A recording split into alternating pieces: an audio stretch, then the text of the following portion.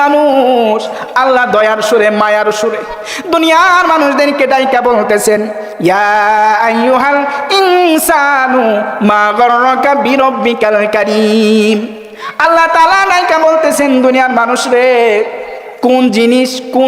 কোন জিনিসের মায়ায় পড়ে আমি আল্লাহ থেকে তোমারে দূরে সরায় রাখলো? জবাব দাও, এমন কোন জিনিস পাইলা, এমন কোন জিনিস তুমি পাইলা যেই জিনিসের মায়ায় পড়ে আমি আল্লাহরে বইলা গেলা?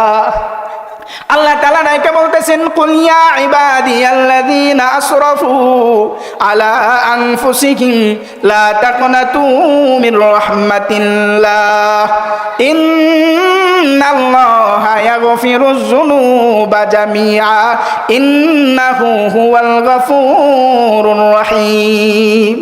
আল্লাহ রাব্বুল আলামিন দুনিয়ার মানুষে ডাইকা বলতেছে, একটা মা যখন তার বাচ্চাকে আদর করে ডাকে, আমার আল্লাহ দুনিয়ার মানুষদেরকে ভালোবাসার সুরে ইয়া আইয়ুহাল্লাযীনা আমানু বলে ডাকেন।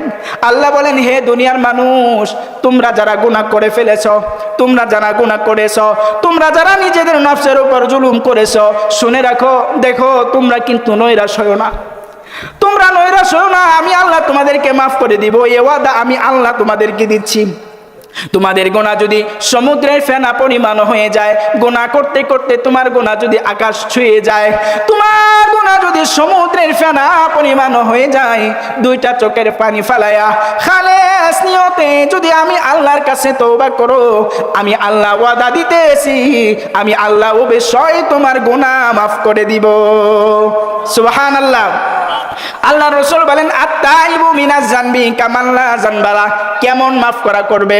আল্লাহ রাসূল বলেন, দুনিয়াতে নতুন একটা সন্তান ভূমিষ্ঠ হলে যেরকম তার শরীরে কোনো রকম গুনাহ থাকে না, কোনো রকম পাপ থাকে না, ঠিক খালেস নিয়তে যদি আল্লাহর কাছে কোনো মানুষ তওবা করে, আল্লাহ তার গুনাহগুলো এমন ভাবে মোচন করে দেয় যেন সে গুনাহই করে নাই। সুবহানাল্লাহ।